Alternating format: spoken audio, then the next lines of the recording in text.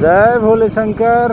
अपनी शुरुआत बाबा बैद्यनाथ के साथ और ये मधुकरपुर वाला एरिया के साथ। मतलब यहाँ तक पहुँचते पहुँचते अपनी जो यात्रा होती है ना, वो लगभग कहें तो 46 से 47 यानी 46 to 47 किलोमीटर की हो जाती है यहाँ तक पहुँचते पहुँचते। वैसे ये दुकान हम लोगों ने रात्रि में भी चले थे तो देखे थे चालू था, और आज भी देखिए दिन में भी आए हैं तो चालू है।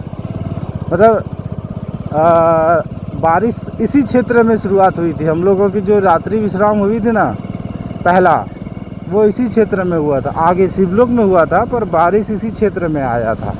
तो हम लोग जो है उस टाइम हवा ज़्यादा तेज चलने लगी तो हम लोग तेज़ हवा में भी आगे चल गए थे, पर जो है बारिश नहीं हो रही थी उस टाइम। और इसके बाद जब बारिश होने लगी तब तक शिवलोक पहुंच गए थे यात्रा के दौरान। और अभी देखिए कैसा हाल है। रात्रि में तो दूर दूर तक नहीं दिखता है ना, टॉर्च के सहारे ही हम लोग कुछ कुछ देखे थे।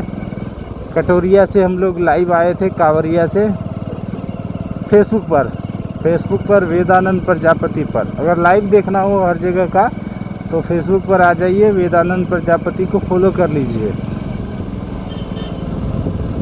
और ये हम लोग पहुंच रहे हैं अब मधुकरपुर को पार करते हुए जा रहे हैं हम लोग महाकारा का ग्रामीण क्षेत्र में, फिर मिल जाएंगे शिवलोक। चलिए देखते हैं आज हम लोग परम आनंद लेते हुए जय बाबा बैद्यनाथ के साथ बोल बम हर हर महादेव जय शिव शंभो।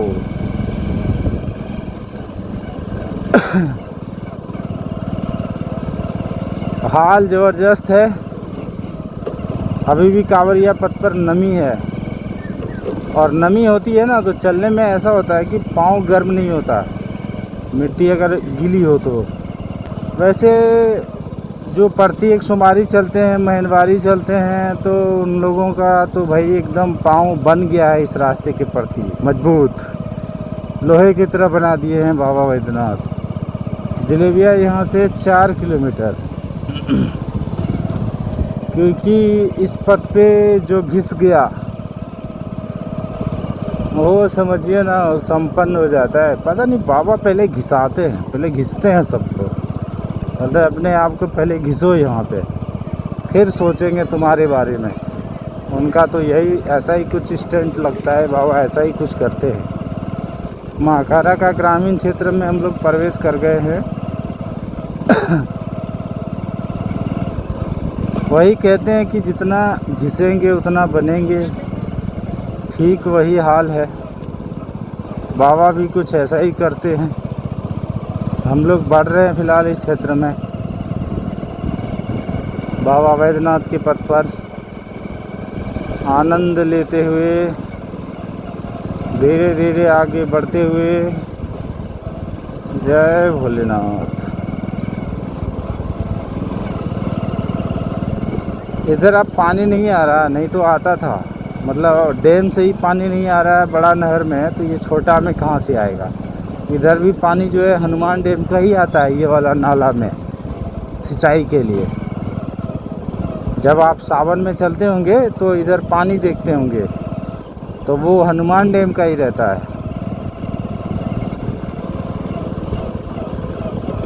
और हम लोग देखते हुए बढ़ते जा रहे हैं इस क्षेत्र में। बाबा बैद्यनाथ का पथ है तो स्वर्ग ही है। ओ, मुझे लगा कि झटके मिलेंगे पर नीचे रह गए।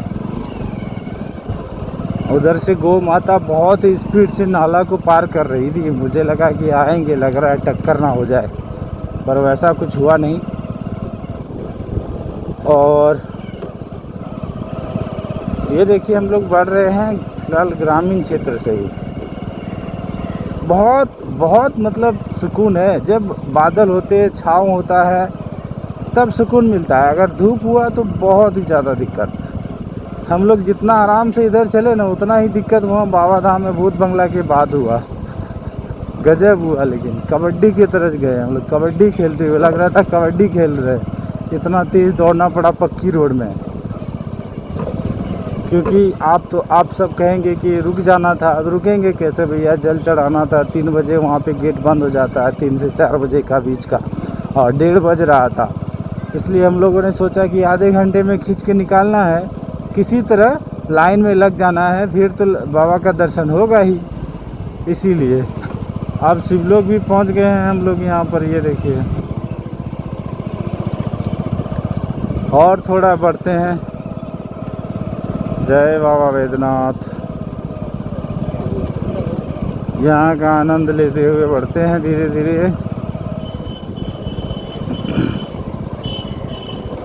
ये वाला बंद था, 2-4 बम इसी मंदिर में रुके थे। भारी बारिश हो रही थी, इधर आवाज़ लगाने के बाद में नहीं रुका था। ये सिर्फ सावन में आता है नाम का, और इसके बाद कोई सुविधा नहीं रहती है इस धर्मशाला में। ये तो उस रात में पता चला, नहीं तो हमें लगता था कि ये लोग ध्यान देते होंगे। और मतलब ऐसे भी हमें लगता है एक चीज़ और, चलिए यहाँ देख लेते हैं, इधर फिर देखते हैं आगे। दोनों दुकान चालू है। हाँ, वैसे मुझे एक बात ये भी सोचा हमने, जय बजरंगबली, कि रात्रि का 12 बज रहा था ना, 11-12, इसलिए जो है उतना तो कोई इंतज़ार नहीं करता ना गेट खुला रखने का। 10 बजे तक सोचता होगा कि 10 बजे तक कोई आया तो ठीक है, नहीं आया तो फिर बंद कर देते हैं, ऐसा भी सोचता है। लेकिन यहाँ के ग्रामीणों ने भी बताया कि जो है वो सब ऐसे ही आते हैं, सिर्फ सावन में रहते हैं और अब तो धंधा करते हैं, ऐसा बोलते हैं। तो भैया काहे ला करते हैं? वैसे मैं किसी को जो है ना, किसी का छवि ख़राब करने के मकसद से नहीं बोल रहा हूँ, लेकिन एक ही मकसद है कि अगर आप बाबा के पथ में है तो सेवा भाव से ही आए होंगे। हो सके कि आपके पूर्वज वही भाव लेके आए थे, तभी तो यहाँ पे इतने सारा जो है लागत लगाए और जो है सेवा किए, और उनके जो वंशज हैं वो उस भाव में नहीं है, तभी तो शायद चेंजिंग हो रहा है। क्योंकि इतना यहाँ पे बना देना और लागत लगा देना आम बात तो है नहीं, यही बात है। नई पीढ़ी जो है एक अलग ही भाव में रहते हैं, शायद ऐसा हो सकता है। लेकिन एक बात ये भैया, जो दिखता है वही ना आगे निकलता है। जय श्री राम। जब तक आग लगी नहीं तो धुआं उठा कैसे? हम तो यही मानेंगे भैया, आग तो लगी होगी कहीं ना कहीं, कुछ निगेटिव वाला। जय श्री राम। और आगे हम लोग बढ़ रहे हैं यहाँ पर इस क्षेत्र में।